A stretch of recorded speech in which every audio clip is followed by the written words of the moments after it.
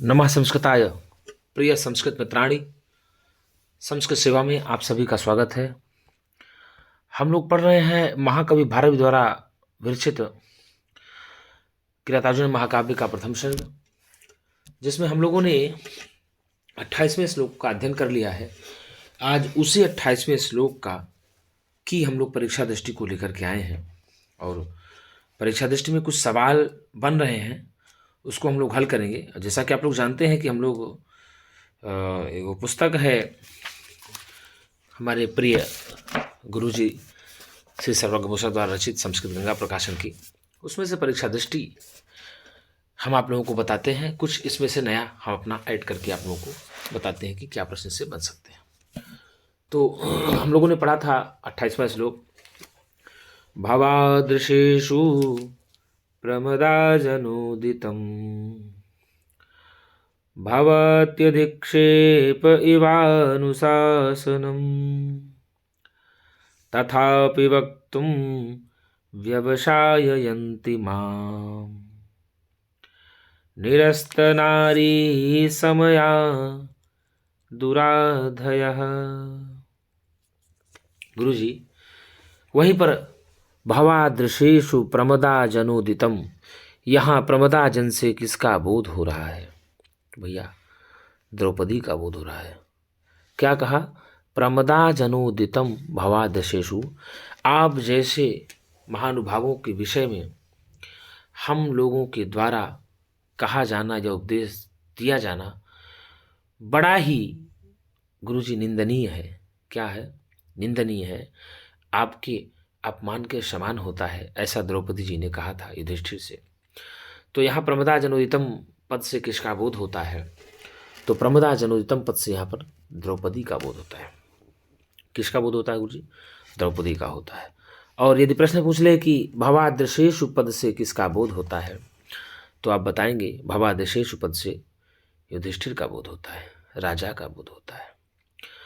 और भवादृशेषु में यदि पूछ ले आपसे कि कौन सी भक्ति, कौन सा वचन है, तो आप बताएंगे षष्ठी विभक्ति, सप्तमी विभक्ति बहुवचन का रूप है। क्या है?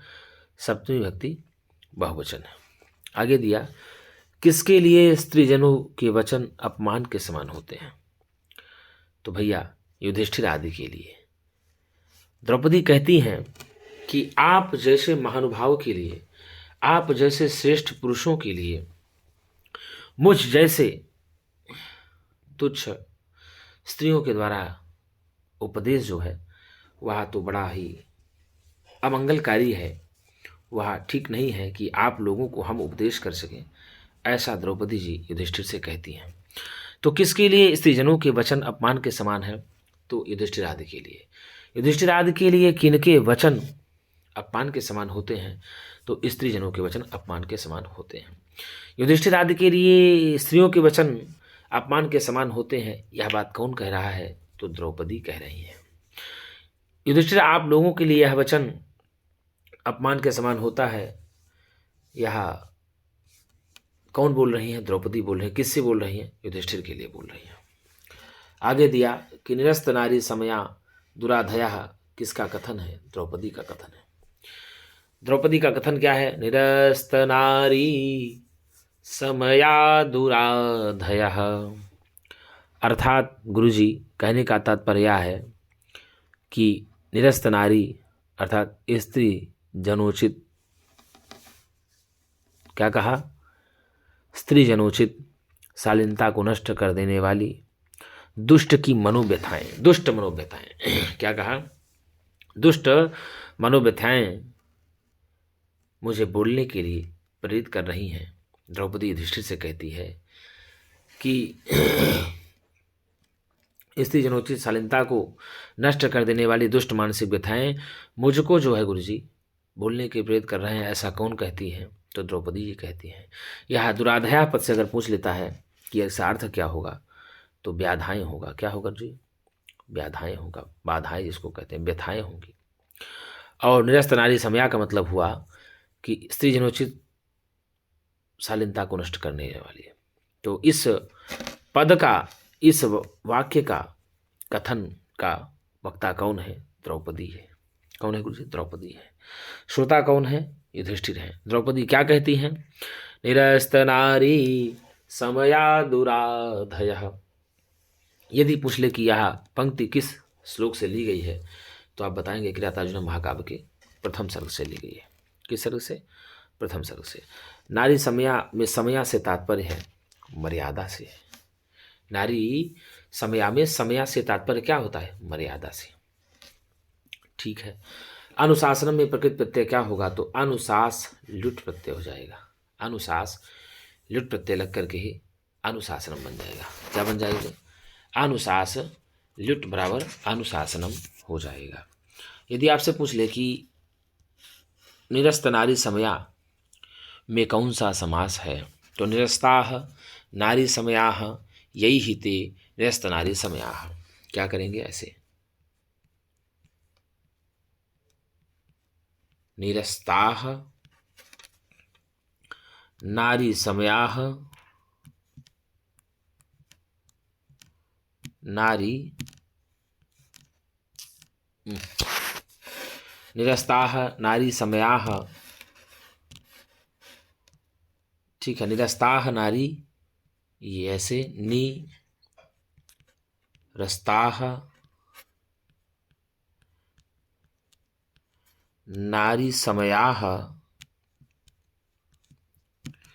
निरस्ताः नारी समयाः यही ते बराबर निरस्त नारी समयाः में बहुब्रीहि समास होगा। कौन सा समास गुरुजी? अगर आपसे पूछ लेता है कि निरस्त नारी समयाः में कौन सा समास है तो आप बताएंगे बहुब्रीहि समास है। अनुशासन में प्रकृत प्रत्यय है तो अनुशास ल्युट प्रत्यय हो जाएगा। ठीक है। दुष्ट मानसिक व्यथाएं किसे प्रेरित कर रही हैं? द्रौपदी को। द्रौपदी को बोलने के लिए क्या प्रेरित कर रही हैं? तो दुष्ट मनोव्यथाएं प्रेरित कर रही हैं द्रौपदी को। ठीक है ना। तो दुष्ट मानसिक व्यथाएं द्रौपदी को किसके प्रति बोलने के लिए प्रेरित कर रही हैं? तो युधिष्ठिर के प्रति बोलने के लिए प्रेरित कर रही हैं। दुष्ट मानसिक व्यथाएं द्रौपदी को युधिष्ठिर के प्रति बोलने के लिए क्यों प्रेरित कर रही हैं? दुर्योधन आदि की सफलता का समाचार सुनने के पश्चात प्रेरित कर रहे हैं। ठीक है ना। ऐसा आप बताएंगे। फिर पूछ लेगा कि माम पद से किसका बोध हो रहा है? तो द्रौपदी का बोध हो रहा है। किसका बोध हो रहा है? द्रौपदी का बोध हो रहा है। माम पद से यही सीधे कहा व्यवसाययन्ति माम अर्थात मुझको प्रेरित कर रही हैं। श्लोक था भावादृशेषु प्रमदाजनोदितं भवत्यधिक्षेपमिवानुशासनम् तथापि वक्तुं व्यवसाययन्ति मां निरस्तनारी समया दुराधयः। तो भैया यह मां मतलब मुझको द्रौपदी अपने लिए कह रही हैं कि जो ये मानसिक व्यथाएं हैं, कैसी मानसिक व्यथाएं हैं? तो कहती है कि स्त्री जनोचित शालीनता को नष्ट कर देने वाली जो मानसिक व्यथाएं हैं वह मुझको बोलने के लिए बार बार प्रेरित कर रही हैं। अब प्रश्न आ जाएगा कि मानसिक व्यथाएं किसको बार बार बोलने के लिए प्रेरित कर रही हैं? तो आप बताएंगे गुरुजी द्रौपदी को। द्रौपदी को कौन सी व्यथाएं बोलने के लिए प्रेरित कर रही हैं? तो मानसिक व्यथाएं बताएंगे। क्या बताएंगे? मानसिक व्यथाएं। तो यदि आपसे पूछ ले कि निरस्त नारी समया दुराधयः यह पंक्ति किस काव्य से ली गई है तो आप बताएंगे किरातार्जुन महाकाव्य के प्रथम सर्ग से ली गई है। किरातार्जुन महाकाव्य के रचनाकार कौन हैं? तो आप बताएंगे भारवी जी हैं। किरातार्जुन महाकाव्य में कितने सर्ग हैं? तो आप बताएंगे 18 सर्ग हैं। कितने सर्ग हैं गुरु जी? 18 सर्ग हैं। किरातार्जुन महाकाव्य में कितने श्लोक हैं? तो आप बताएंगे 1040 यानी 1040 श्लोक हैं। किरातार्जुन महाकाव्य का उपजीव्य क्या है? तो आप बताएंगे महाभारत का वन पर्व है।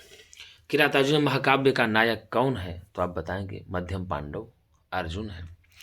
किरातार्जुन महाकाव्य की नायिका कौन है? तो आप बताएंगे द्रौपदी है। किरातार्जुन महाकाव्य का प्रतिनायक कौन है? तो आप बताएंगे किरात वेशधारी भगवान शंकर ठीक है ना मित्रों। तो मित्रों आज के लिए इतना। हम पुनः आपके समक्ष एक नई वीडियो के साथ उपस्थित होंगे। तब तक के लिए नमः संस्कृताय।